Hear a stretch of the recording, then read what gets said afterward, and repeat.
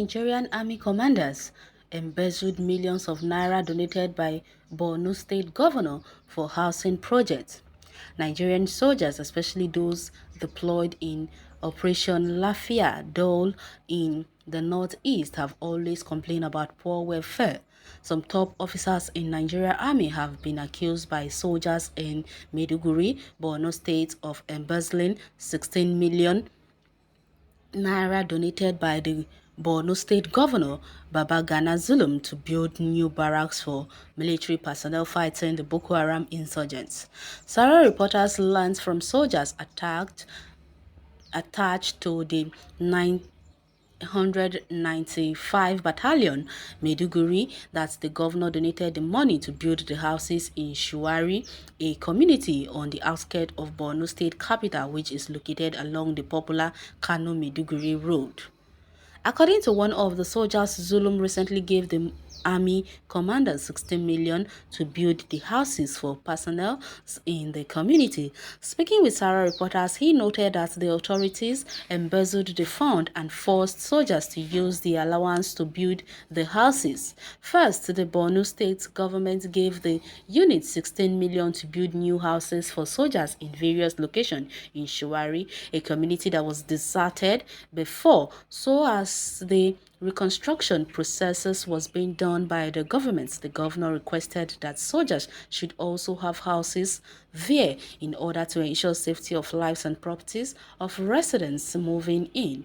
One of the soldiers told Sarah reporters, unfortunately, the commander and others embezzled the money and forced soldiers to build the houses on their own. Nigerian soldiers, especially those deployed in Operation Lafia Dole in the northeast, have always complained about poor welfare. Some claim they have not been given fragmental jackets, bullet-resistant vests since they got drafted into the war theater. Some soldiers who spoke to Sarah reporters in May 2021 also lamented that the army was owing them uniform and boot allowance and also made deduction from their salaries in the name of a housing scheme. They had added that had not been eating and feeding well since their deployment to Borno. There was no housing scheme in the pipeline that the new chief of army staff met when he assumed office. No soldier was consulted and questionnaires were not shared to sensitize or sample the opinion of Trump. Our salaries has not been increased. We still buy uniforms and boots for ourselves. We live in dilapidated buildings. We have not been paid a uniform allowance and boot allowance. You are deployed to a company. The company pays the sum of 150,000, but the commanding officer will pay each soldier 30,000, a soldier had said. Jesus Christ. Now, wow. So you now tell me how these soldiers are going to fight with all their strength when the strength they are supposed to use is the money being paid.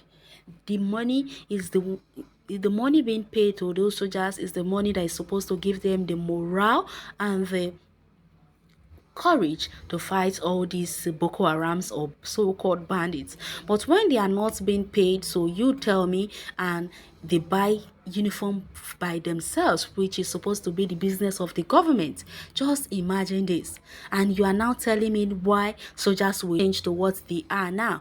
They will definitely change because they are not being treated fairly at all. They've not been given they've not been taking care of them. They don't take care of them. They don't give them food. They don't give them their allowance. So you now tell me how they will not be the way they are now. Before, we all used to boast about Nigerian soldiers, how gallant they are, how they don't take bribe, how they are very disciplined. But now, these Nigerian soldiers are something else. Just imagine this, with this kind of poor treatment, you tell me how they will not change from the gallant soldiers or the disciplined soldiers they used to be. They will definitely change because they will want to make money for themselves. Who wants to join a business or who wants to make a business where he's not going to profit anything but only loss? That's not possible. You will definitely want to change the business and go into something else. So you just imagine what these people are doing. But the only mistake the governor made is for him to give the money to the to the superiors. Instead of him doing the project himself, he gave the money to people that are not even trustworthy. He would have done this himself. Now, the money they embezzled, by now he would have been getting praises, been showering with praises. But instead, he gave the money, but he didn't utilize the money. That is one thing about former governor of Lagos State that I used to talk about all the time. I mean, Fashola.